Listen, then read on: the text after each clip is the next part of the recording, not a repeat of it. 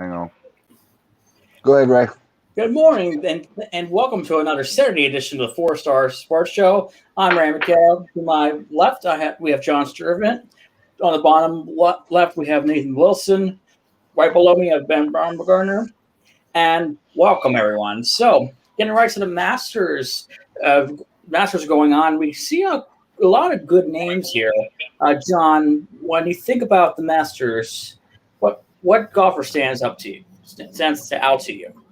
Well, I don't want to spoil everybody, but I'm just surprised by the income. I'm not the income, but I'm surprised that this weekend we don't see a lot of big names. Regarding who missed the cut. I'll just name a few of them, or name like two of them. Y'all can name the rest of them if you want. Dustin Johnson and Brooks Koepka didn't make the cut, so I was kind of surprised by those two that didn't make the cut this weekend. Especially when Dustin Johnson shot like 20 under in the Masters the first time around back in a few months ago. Yeah, Rory McIlroy also missed the cut, which was kind of crazy. It's funny. He hit his dad with an Aaron tee shot on Thursday on the tee box, teed off and hit his father, which the odds of you hitting a family member out there, I know there's not, due to COVID, there's not a ton of patrons out there, but I just want to know the odds of somebody teeing off and then hitting their dad on the tee box. I mean, that's wild. But John, you said there's not a lot of high-profile names out there right now. Justin Rose is a high-profile name. He's winning he's in the lead with 7 under right now. He tees off at 1:20. Jordan Spieth is in contention. He's 5 under. He tees off at 1 p.m. Tony Finau, he's 4 under. He tees off at 12:50 p.m. I mean, there's names up there.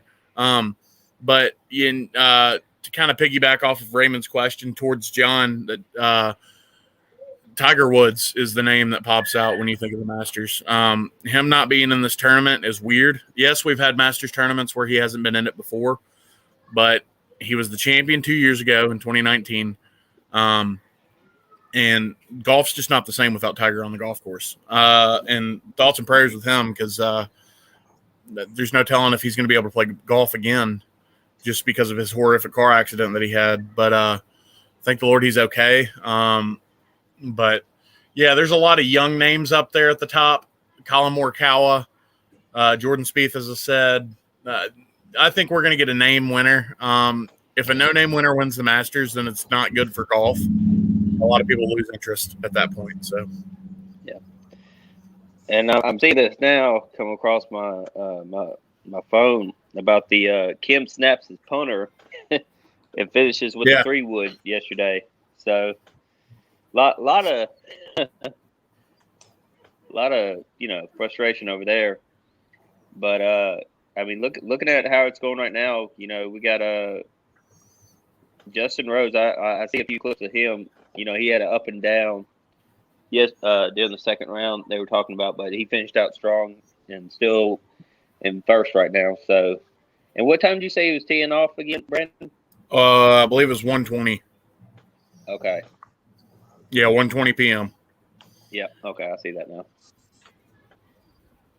Yes, and we also saw a disqualification in the Masters too. Matthew Wolff, for some reason, submitted a wrong score for some reason, so that knocked him out. You got to do what you got to do, buddy. You got to do what you do. You do. I mean, if Patrick Reed can touch his ball and, everything like that, then, you might as well get away with being able to submit a wrong scorecard, in my opinion. Yeah. Just found out one of the weird disqualifications I've seen as of late. He probably had the right one in his pocket. He just gave the guy the wrong one. Yeah, just gave the wrong card. Oh, my bad, man. This was from the other day. Here you go. Hey, let me give you this. Or maybe he added wrong. Who knows? Yeah, well, we never know. But hey, so shifting the focus from the Masters to MLB, Joe Musgrove last night threw the first no-hitter in San Diego Padres history. They were the only franchise not to throw no-hitter until last night. Yeah, seeing that type of pitching this early in the season is actually really impressive because most starters don't go super late in games, especially we're in the second week of the season. Most guys don't go that far this early. And Musgrove, like, he pitched a hell of a game. I saw a tweet last night. They played the Royals, correct? Do what? Yeah, the Rangers. They played the Rangers. Rangers. Yeah, I saw a tweet last night from a fan of the opposing team, and they were like, "Yeah, the real story here is we actually scored, the Padres only scored 3 runs on us."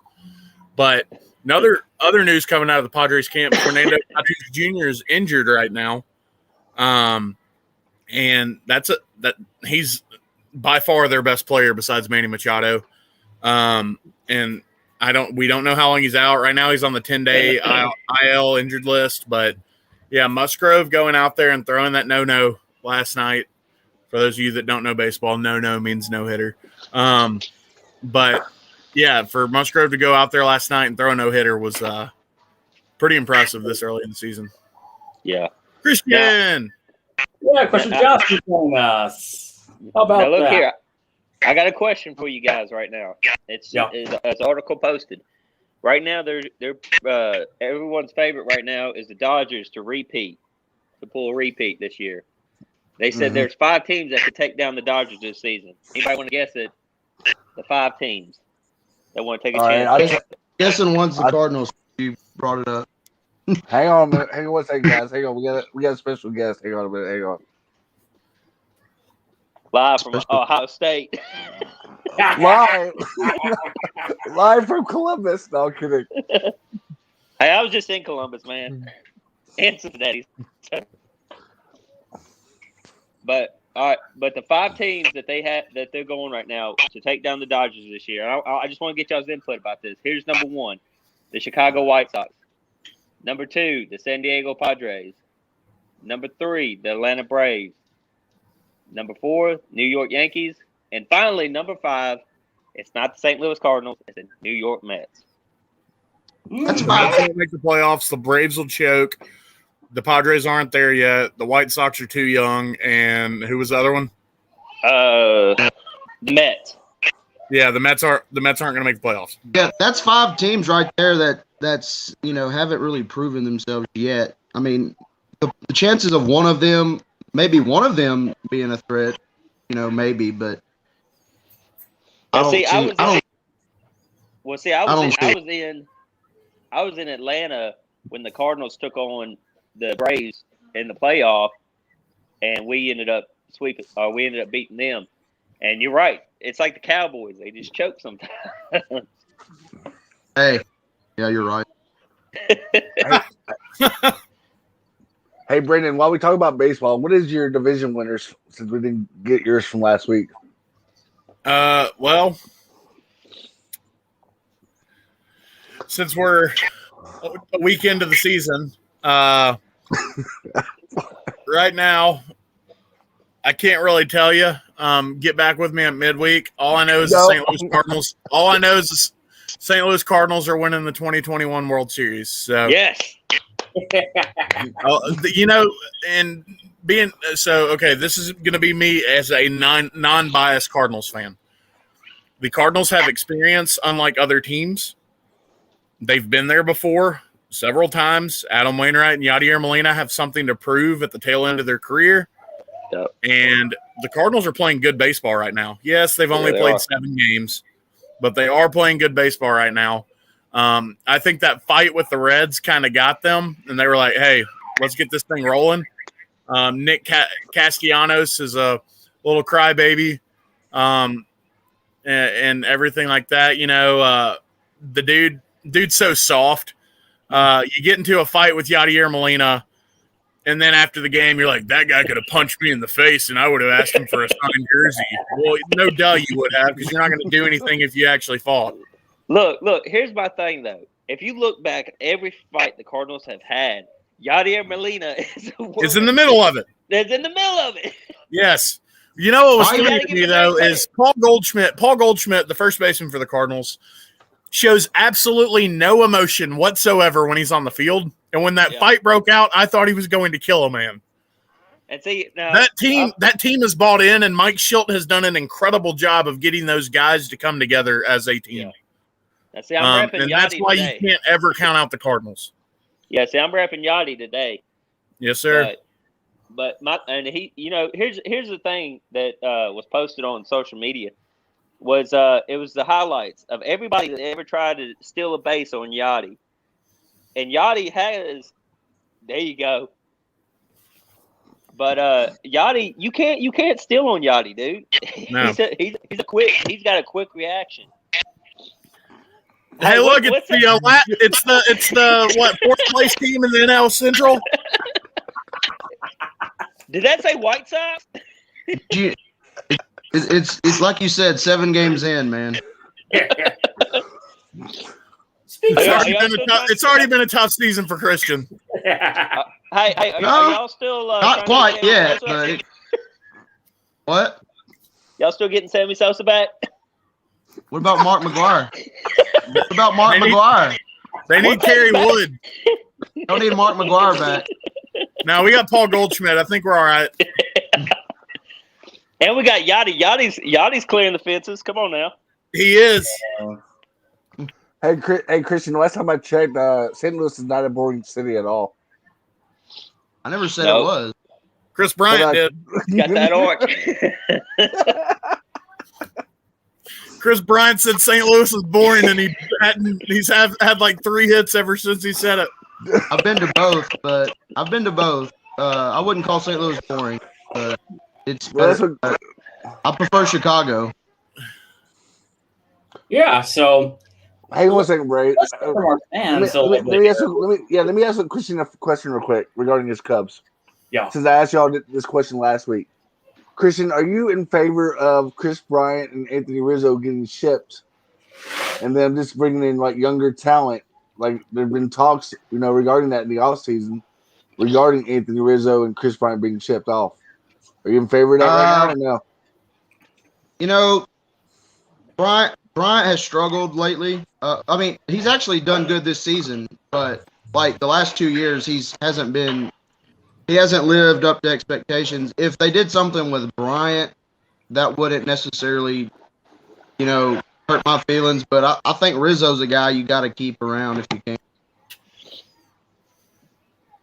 Yes, definitely. So we want to hear from you, fans. What team would you like to knock off the Dodgers this year in terms of the World Series championship? Feel free to comment on Facebook, YouTube, Twitch. And we'd like to thank you for watching on Facebook, YouTube, and Twitch. We really do appreciate that. Christian, who's your division winners in the American League and National League then? Well, let's see here. In the NL Central, I think the NL Central's Here, since Christian's going to do it, I'll do it with him. Since I didn't do it last week.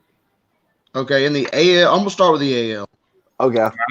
It's very, very early in the season, but I think New York's going to end up taking that division. I do. I'd like to see Baltimore emerge, but it's Baltimore. They like you said, they fizzle out. They're usually fizzled out by the All-Star break. You got in the Central, you got Minnesota leading. I hate the White Sox. Obviously, fan. I honestly think they're one of the teams that they've got all the talent in the world, but they're going to find some way not to win the division.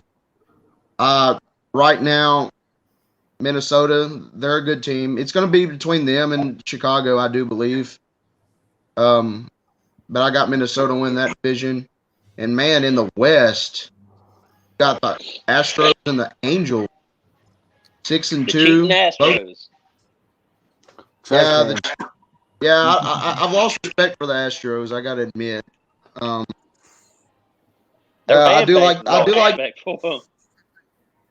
Man, that Angels lineup with Shohei Ohtani, Trout. They got Dexter Fowler now. I think they're gonna finally get over that hump and win. I think they're gonna win the division.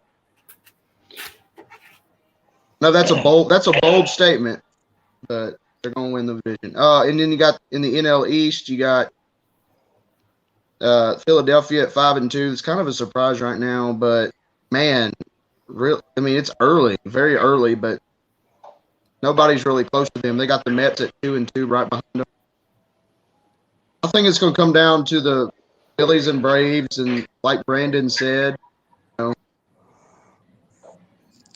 like the Phillies to win that division. And man, in the NL Central, this is a tough one because you got the Reds leading right now, who always give the Cup my team trouble. I mean, it don't matter if the Reds are terrible; they're going to play the Cubs good. And you got St. Louis, like they do have some nice pieces with Arenado. That was a good pickup. Cubs got some guys, new faces, but I'm a little concerned about their offense at times. Sometimes their bats really they go to sleep. But the Cubs do have potential to win the division. But right now, I'd give the nod to St. Louis and the Cubs. That's not a non-biased opinion.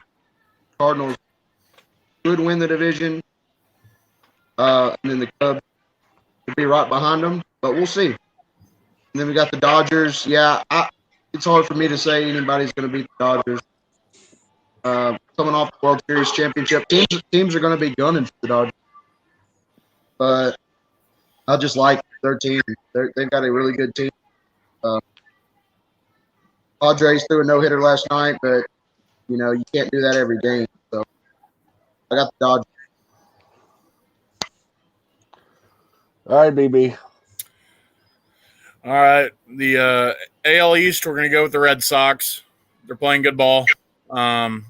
They might fizzle away. The Yankees are going to be right behind them. The Orioles are going to die within the next 2 weeks. They're not going to be able to maintain this pace.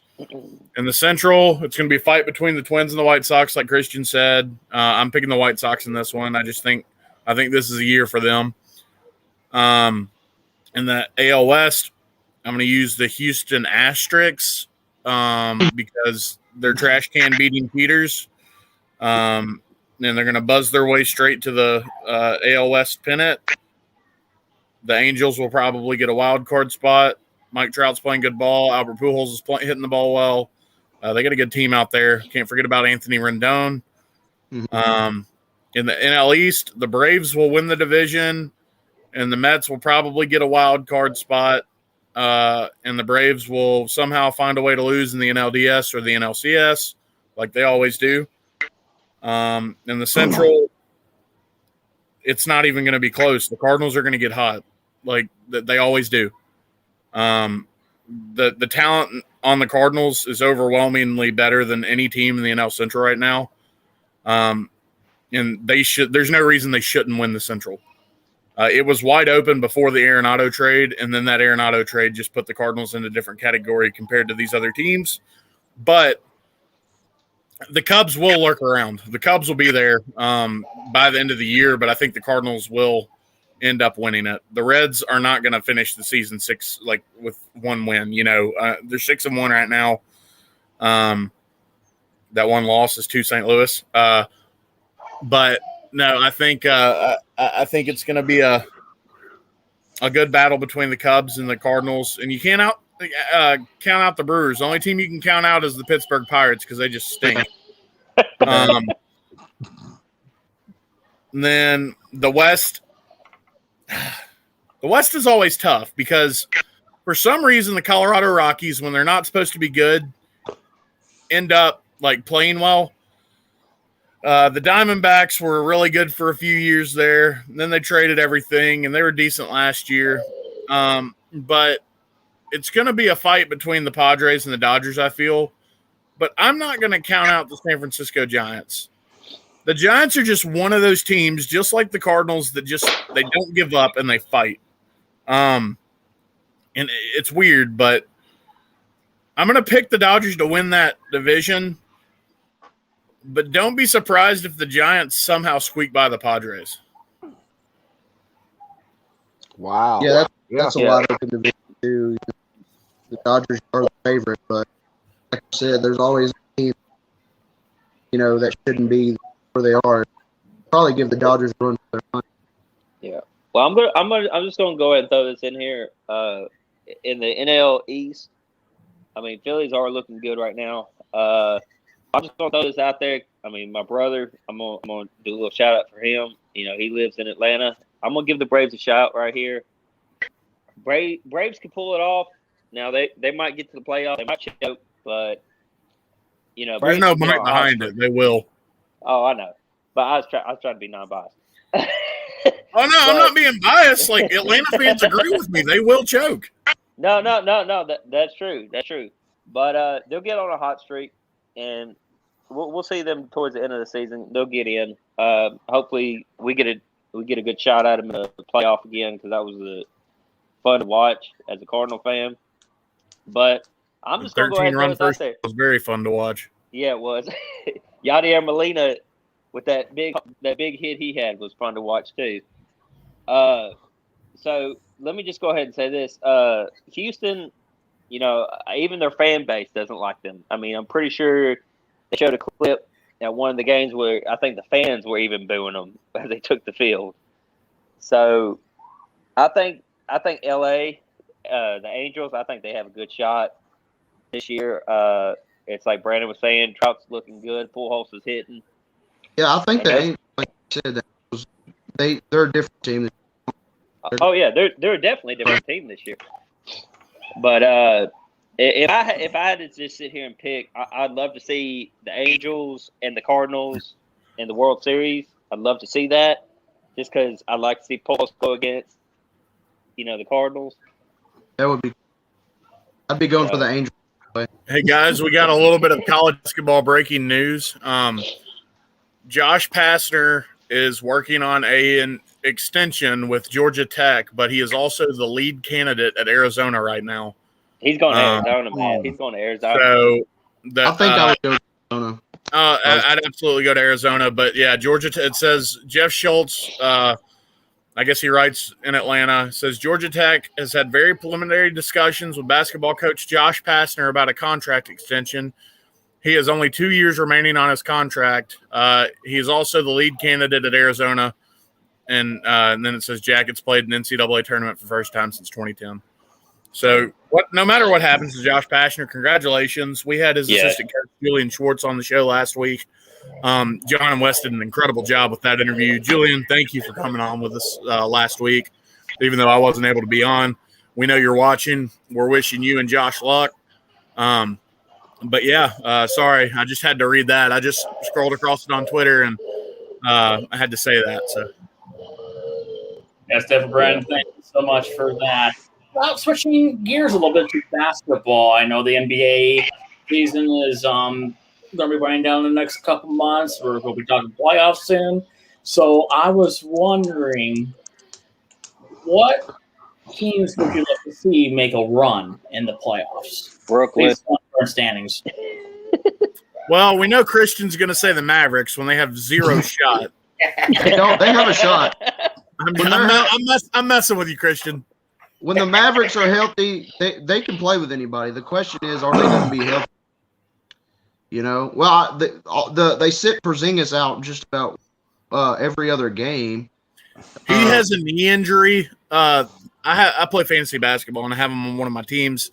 He's just got that lingering knee injury that he's had over the last few years, and they're just trying to keep him healthy because he's still young. He's relatively young. But when you have a guy like Luka Doncic, you can just do whatever you want on the floor. So the Mavericks aren't out of it. I was just messing with you on that. But when I see the, teams like Brooklyn stacking up, that doesn't make me feel good. But the West is wide open. Ron gets back. I still think you got to give the Lakers the edge. But I'd like to see the Mavs make a run. That's just my opinion. But there's other teams that obviously can make a run. You got Denver, Clippers. The Phoenix Suns, man. They're a team right now that with Chris Paul and Devin Booker, that's a that's a good looking. That's a scary team come playoff time. Well, So, also you don't never know what can happen. and also don't forget about Utah, man. Utah's making a good Yeah. run right now. Utah is my front running favorite right now for the West. Yeah, Donovan Mitchell over there. I mean, he's hooping, man. He's hitting. I mean, he had his last game. He had 37 points, went 14 for 25, and 8 for 8 at the free throw line. I mean, he's looking good this year. But also, him and Mike Conley together is that's a special duo right there. They're very good really together. Is. And you look at Brooklyn. We've all seen this. We've seen it with the Warriors stacking up on these all-star guys. We've seen it with the Lakers, and now we're seeing it over in Brooklyn. Brooklyn. They got a good stacked house right now, but who knows, man? I mean, they might not make the run that everybody expects them to do. So, Right. Well, they got to get Kevin Durant on the floor. He's got to be healthy. Yeah. You haven't seen the full Brooklyn team yet. No. And you're not sure if they're going to have the chemistry, because I know he's a point guard, but Kyrie Irving is one of the biggest ball hogs on this earth, and he's only going to pass you the ball if you're open. And the dude only cares about himself, and winning. So I mean, I don't know. Guy claims he left LeBron so he could go do it by himself, and he hasn't done anything by himself. He was terrible in Boston, right? I mean, he hasn't done anything for me in Brooklyn this year. James Harden is a very, very nice addition with them. When they made that trade, and they became the overwhelming favorite at that point. Yeah. But adding a vet like LaMarcus Aldridge, adding another vet like Blake Griffin, if Blake Griffin can stay healthy, could help them. But yeah, I'm not sold on Brooklyn completely. Well, let's also take a look I think a team like the Knicks. How can Brooklyn afford all three of those players and Blake Griffin and all these and LaMarcus Aldridge and all these other guys? I don't understand. Well, you also got to look at this. You got to look at the 76ers too. You can't forget about them either. They looking good right now. I mean, they lost against the Pelicans the other night, but I mean they got a good Ben Simmons, Joel Embiid. I mean, they got a good squad over there. So you can't put down the 76ers at all either. But you also can't forget about Milwaukee either. I mean, Milwaukee's got a good squad too. So, Brandon, what were you saying about your Knicks or the Knicks? Not my Knicks. The Knicks. Last night hurt. The Grizzlies lost to the Knicks because they turned into the Tigers at the free throw line. I think they went 6 of 11 in the late fourth quarter, which just killed the Grizzlies' momentum they had in that game. And I mean, Julius Randle had a triple-double. But the thing that frustrates me most about the NBA right now is you have a young superstar in Ja Morant, and he gets hacked at the rim, and they refuse to call a foul. Refuse. Have you seen Luka? It's the same thing with Luka. These young complains stars about every call or every time he goes to basket, he wants a foul. But I think part of that's him being young. Yeah, but if LeBron gets touched, they're going to call a foul. If Chris Paul gets touched, they're going to call a foul. If Steph Curry gets breathed on, they call a foul. Yeah. It's just ridiculous. James Harden's the same way. If he gets breathed on, they call a foul. Look, I want to say this. There was a clip the other day of how much the NBA has changed. You go back to the 90s, the 80s and 90s. You watch Bird. You watch Michael Jordan, Scottie Pippen. You watch all them, Penny Hardaway. You see how hard they got fouled for them to call a foul. That was when you liked it. You liked watching the Chicago Bulls against the Utah Jazz for the NBA Finals. And everybody remembers those games. The physicality. Sorry, Nathan. The physicality today is not the same as it was in the 80s and 90s, but the athleticism today is leaps and bounds better than what it was in the 80s and 90s. So basketball has absolutely changed. They're just trying to keep players safe to an extent. But you still see some of those hard fouls, and they don't call them. It's ridiculous. Well, look, I think that's why I everybody jacks up threes because they don't want to drive in and get fouled. Yeah. And get, no. But see, I got some news right here. This has to do with the NBA too. Scottie Pippen Jr. declares for the NBA draft could return to Vanderbilt. Is what it's saying. So he's not. He didn't hire an agent. It says he's retained. But will retain his college eligibility, and he announced it Saturday. he might as well just go to the NBA. Just because I mean he can come back and get hurt at Vanderbilt, and they're probably going to have another bad year. So.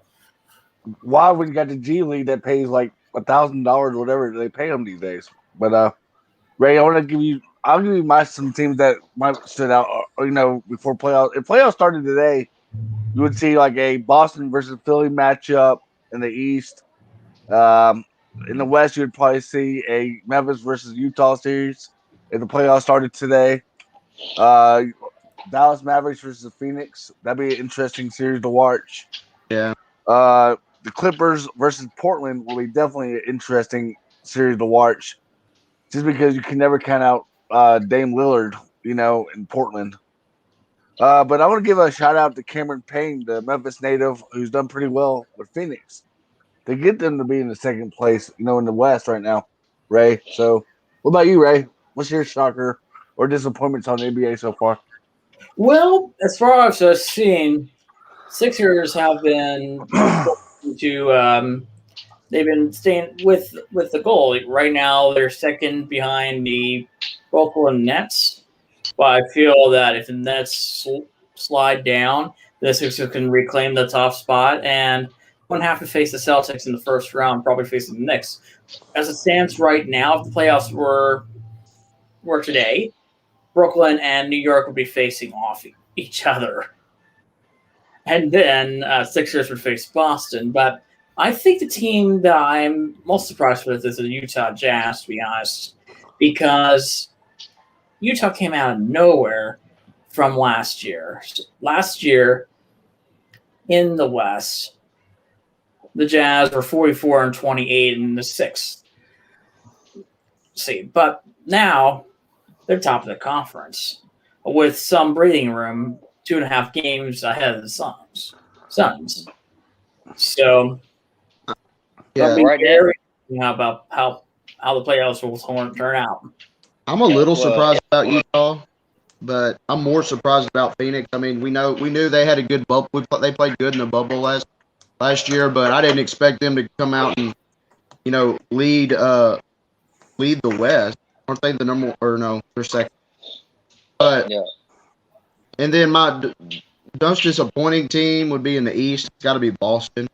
They're just one game over 500. That's a team that hasn't really put it together yet. They get a lot of hype around them, but they just can't put it together.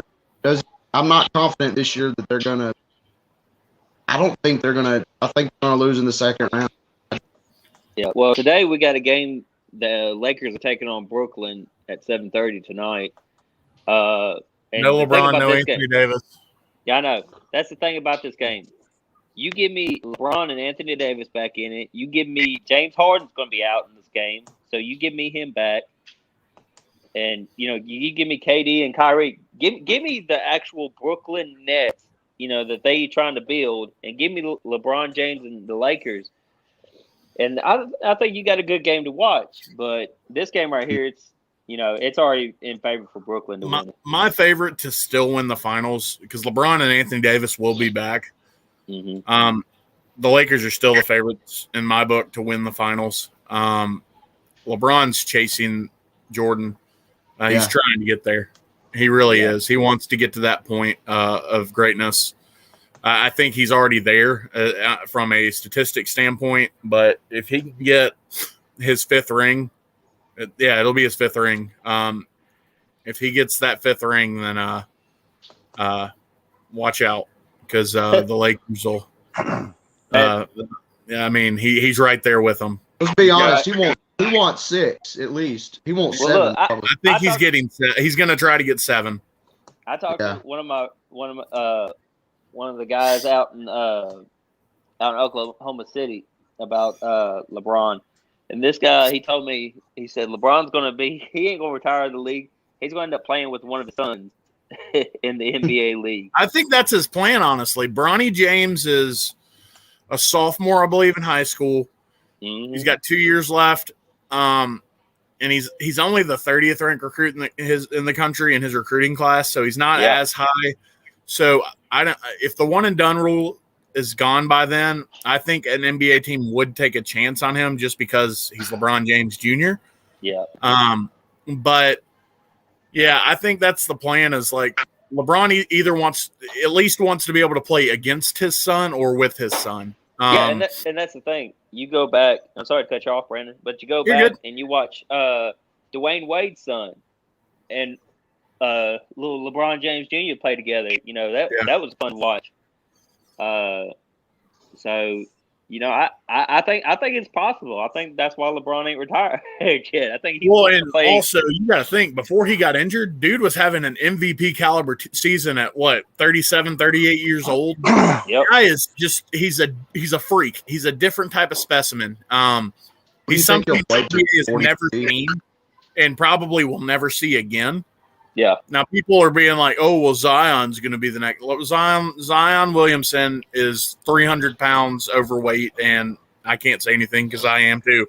But Zion Williamson is 300 pounds overweight, and he's a freak, athletic powerhouse, but he doesn't have the game that LeBron James has.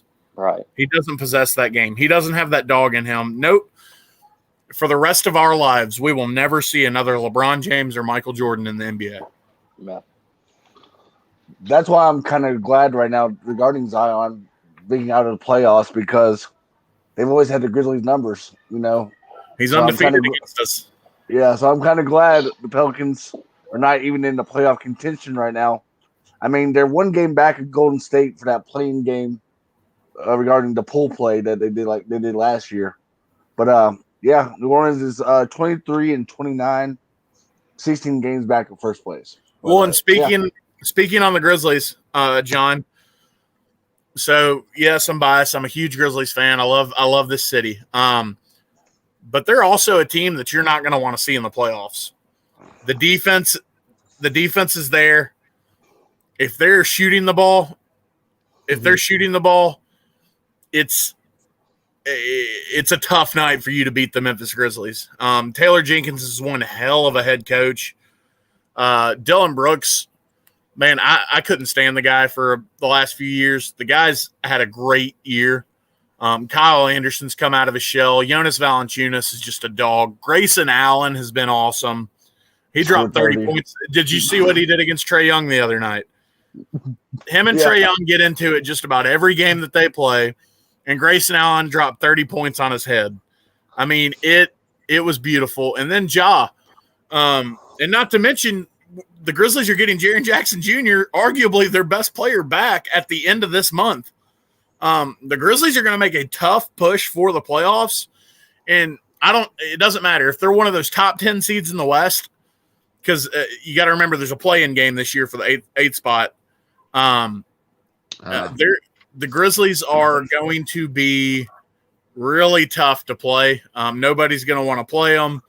It goes all the way back to the Zach Randolph, Marc Gasol, Mike Conley, Tony Allen days.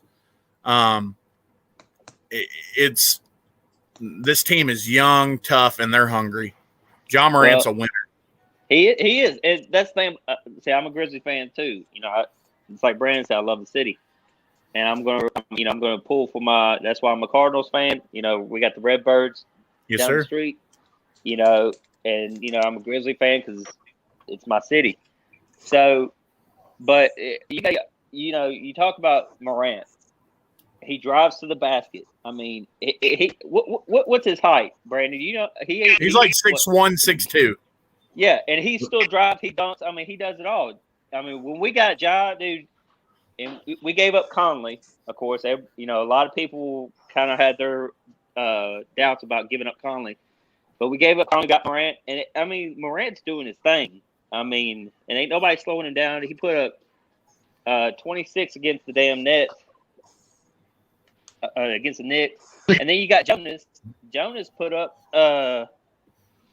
20 points is what it says here. He went 8 for 11. So yeah, Jonas Valanciunas is a heck of a basketball player, man. He's what I wanted Marc Gasol to be the whole time Marc Gasol was here. Don't get me wrong, Marc Gasol, great player, franchise player for the Grizzlies. And I hope the Lakers let him out of his contract soon so he can go over to Barcelona and play with his brother Pau. I think that'd be really cool.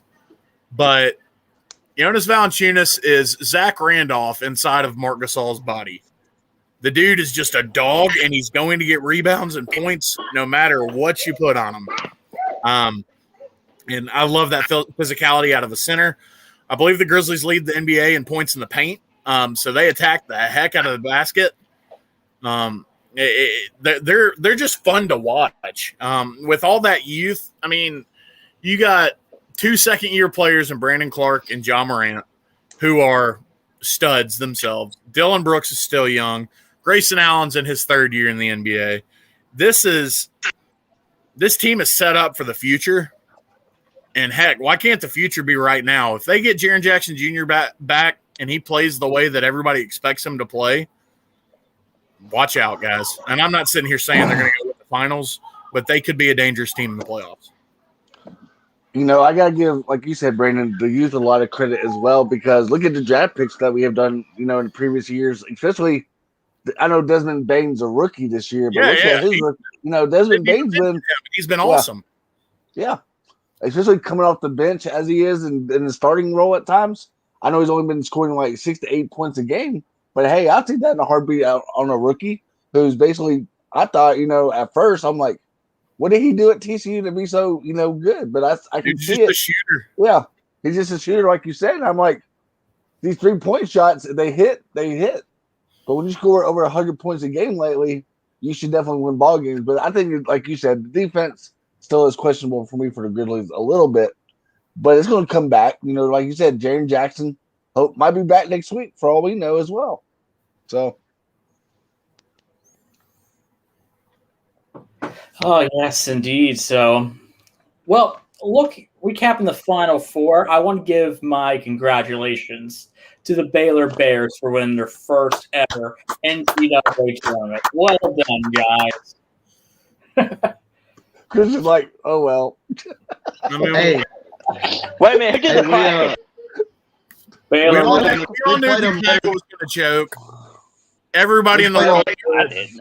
we played them better than Gonzaga did. Just wasn't a smart bet. What'd you say, Christian? We played them better than Gonzaga did. Yeah, hey, congratulations to Arkansas. Yeah. Baylor's a great team. I mean, I'm not even mad about that. You know, I wouldn't be mad if we lost to the national champions. And then, like, I'm all for it. But you know, I knew Houston was frauds the whole time. They shouldn't have been in the Final Four. They had the easiest route to ever get there. I've had a lot of Memphis fans saying, "Oh, you should have been cheering for Houston." I'm a Memphis fan. I'm not a fan of my conference. If I got out of this conference and joined a bigger conference, I might be a fan of the conference. But nope. Only champion out of the American Athletic Conference this year is the Memphis Tigers. Thank you, NIT champs. Go Tigers. My point of the Final Four, I want to give a lot of credit to UCLA Bruins. The first 4 to the Final Four. You know, I want to give Mick Cronin tons of credit the way he led that young team battle throughout those games, especially that Gonzaga game. I think if the game really went into overtime against Gonzaga, I think UCLA would have won that game. Look, I want to say this too. You know, UCLA put out Alabama, and UCLA, dude, don't ever doubt them because they Mick came out. Cronin is one hell of a basketball coach. I mean, you cannot compete with UCLA, and everybody's like, "Oh man, you know, they're going to get knocked out by Bama." I sat here and I remember Jonathan texted me, and he asked, "You nervous yet?" I was like, "Dude, hell no! This is March Madness. This is what I love about it." And it's UCLA. There was legends that came from UCLA. You know, and you got to think about that. UCLA is a damn good basketball school. So for us to get put out, I'm fine with it by being put out. They beat Arkansas in the national championship. they kept Arkansas from going back to back. Ever since then, even though I was barely alive, I've had beef with them. But that was a good run. Yeah. That was a great run. I don't know if that's ever happened. Virginia Commonwealth rings a bell. Yeah, when they went to the VCU made the Final Four. Really? Yeah. Yeah, Shaka Smart when he was at VCU.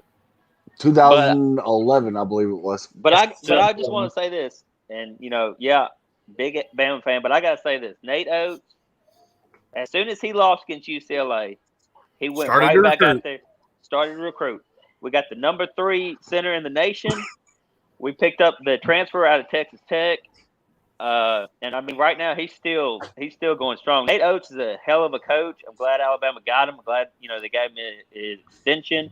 He's a hell of a basketball coach and a hell of a recruit right now. Yep. Yeah. What's exciting me about college basketball is all this movement in the transfer portal and recruits committing and everything all at the same time.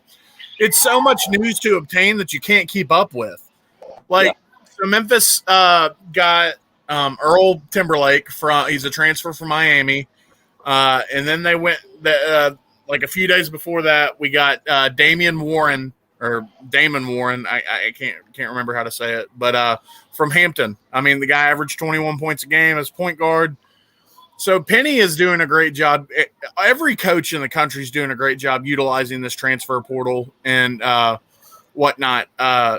Look at Eric Musselman out at Arkansas. He's doing a good job with it too, Christian. I know you're happy with what he's doing. I'm already excited about next year. I think that's the great thing about this is every team – their entire team can change over the next few weeks, and they can be excited for next year. Memphis is returning a ton of guys. They lost a ton of guys, but they're also replacing those guys with guys that are better than those guys. It's an exciting time in college basketball, and it might stay like this forever. Especially with the 1 year, like you don't have to sit out a year if you transfer now and everything like that. So. That's what Vitale said about the transfer. What'd you say, Christian? Vitale basically is against all these people transferring, but I think they should do whatever they want to do. Coaches are allowed to leave. Yep. Yeah. But also, I just want to say this. We Herb Jones declared for the draft the other day, so he just left Alabama. But the thing about it is, we got a good point guard coming in, J.D. Davidson. And if anybody's never seen his highlights, I suggest go watch him. He's an unbelievable player. He got 3rd place in the slam dunk competition, and but Nate Oates, the man knows how to recruit. And Petty, I'm pretty sure Petty has already declared for the NBA draft. But I've also seen, it's like Christian said, even though Arkansas, Alabama, they're losing a few players to the draft and all that.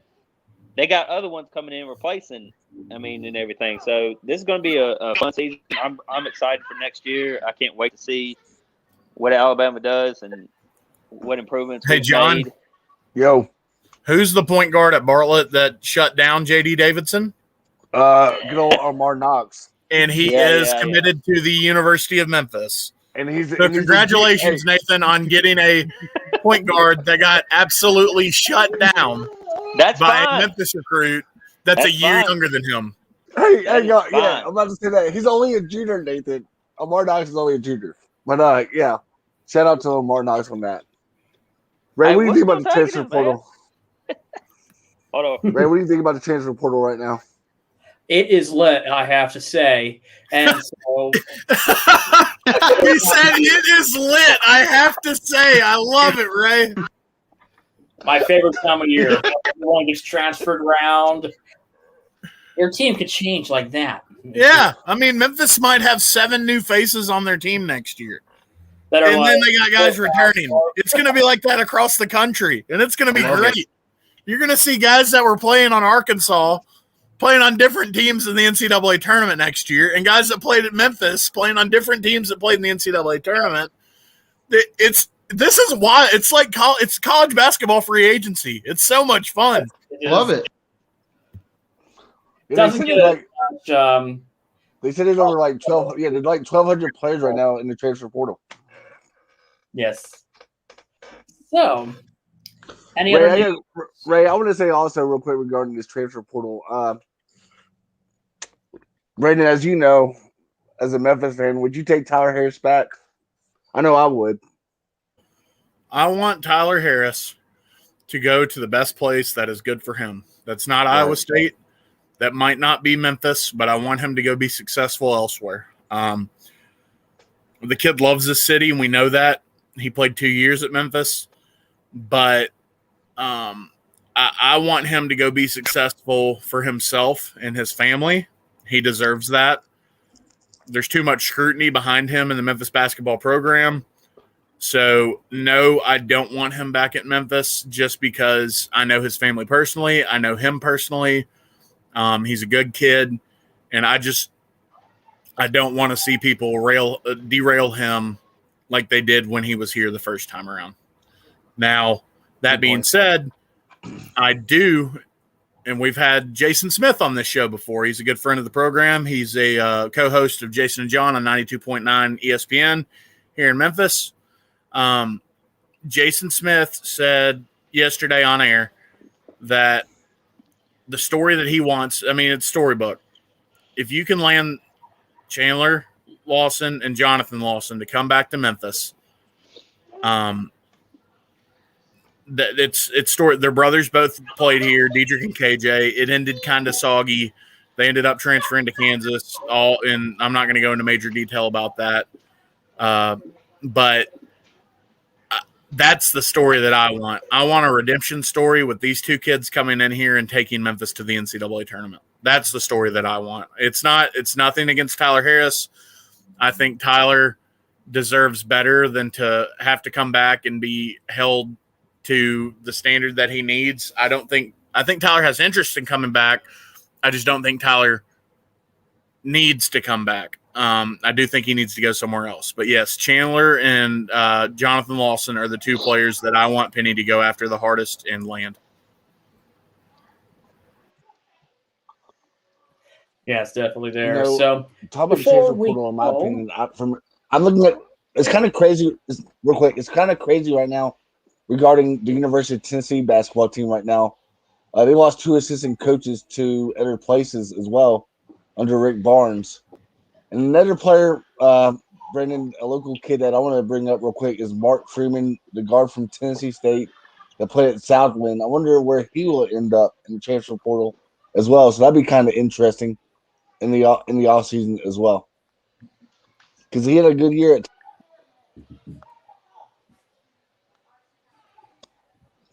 Yeah, I'm not sure where Freeman's going to end up. I don't believe it will be Memphis. I believe it'll be elsewhere, but I do wish the kid luck because I remember watching him play in high school. And anybody locally in the city of Memphis, I wish them well, unless they go to the University of Tennessee. Pointing at you, Kennedy Chandler. I hope you score 0 points a game and you somehow get drafted in the top 5, because then I'll support you then. But not supporting anybody at Tennessee. I think it's funny that Rick Barnes is losing his coaches because they had such an up and down year that it's not funny. It's just weird. Kim English, I believe, was on staff there. He got a head coaching job. He deserved it. But Rick Barnes is losing his players to the draft as well. So my question is, are these kids bought in at Tennessee, and are the kids that he has coming in, like Kennedy Chandler, going to be bought in? I think Kennedy Chandler will be bought in, but that's just my honest opinion from watching him, throughout high school. I think he'll be bought in, especially when he's got some friends of his, that are on a football team at Tennessee. So I think he'll be bought in. I think we're also missing a little Nashville Predator little thing. Go Blues. Yeah, No, Brendan St. Louis Blues scored 9 goals yesterday. 9 goals last night. I was losing my mind. Tell him go Predators. Yeah. So before we go for today, is there any other news you found interesting throughout the week? Actually, Sam yeah, Darnold getting traded to the Carolina Panthers. I thought that was interesting. Yeah. Yeah, Sam Darnold going to the Panthers was very interesting. I believe that I read on 24/7 Sports that my Denver Broncos are the lead candidate to trade for Teddy Bridgewater. I believe that's a smart idea. George Payton, who is now the GM for the Broncos, is the one who drafted Teddy Bridgewater to the Minnesota Vikings. They have a relationship there. And I believe that he will end up in Denver. I don't believe he'll be the starting quarterback. I think they're going to bring him in to kind of mentor Drew Lock because the Broncos aren't giving up on Drew Lock yet. Now, the draft is what, in 2 weeks? 3 weeks? 2 weeks. 2 weeks. 2 or 3. It's 2 weeks. I just know it's at the end of this month. And I do believe a lot of moves are going to be made between now and then. But, yeah, Sam Darnold to the Panthers was a big deal. So that solidifies Zach Wilson most likely going to the New York Jets. As someone once told me, he is the Mormon Mahomes. They compared him to Patrick Mahomes, and I thought that was crazy because Patrick Mahomes is one of a kind. But, I heard they compared Zach Wilson, his personality, to Johnny Manziel. Yeah, I don't think he's a party guy. I think he's just a silver spoon in the mouth. Yeah. That makes sense. But yeah, the Jets are always going to find a way to screw things up. I'm not saying that they did screw things up by trading Sam Darnold. Now, if Sam Darnold goes and becomes a Pro Bowl quarterback in Carolina, then it'll be something crazy. But I'm very excited to see what the next 3 weeks holds because you're going to have a lot of NFL news. Next weekend, we'll probably have NFL news to talk about. And I mean, the 49ers trading up to the 4th pick. Who knows what happens with Jimmy Garoppolo? Who knows what happens if they go draft Mac Jones or another quarterback up there in that position, Trey Lance in that position. There's a lot of movement to be made in the NFL, and I'm really excited about it. And, this college basketball transfer portal, we're going to have news on that. More baseball. The Masters will be done by next week. We can follow up on that. I mean, there's just so much going on in the sports world. That's why the spring is the best time for sports. In my opinion, then there's football. It's like football season's on one tier, and then the springtime's another tier. Definitely. It's very exciting. Sorry I'm not on camera, guys. I'm taking care of my puppy right now. But, no, I do believe that it's we have a fun-filled, pack-filled next 3 weeks, if not longer, leading into the summer. So – yep. I also want to say spring football, Friday Night Stripes is next Friday. So everybody stay healthy, regarding spring football, stay injury-free. Spring football, Florida State with Mike Norvell. McKenzie Melton has his spring game today at 4 o'clock on the ACC network if people want to tune into that. So, yeah, like you said, Brandon, it's going to be a fun next couple of weeks on the 4-Star Sports Show, from anywhere from NFL talk to more college football talk to Masters talk to a whole bunch of stuff. But I just want to appreciate all of our fans watching today. Give them a shout out as well for watching the show today. That's a good thing, John, and I'd like to thank everyone on Facebook, Twitter, all social media sites. We're all around, especially streaming on Facebook, YouTube, and Twitch. We really thank you for joining us today. So, on behalf of Wes Pruitt, John Sturviant, Nathan Wilson, Brendan Baumgartner, Clifton Johnson, Aaron Smith, it's Remkes saying so long, everyone. Have a great week ahead.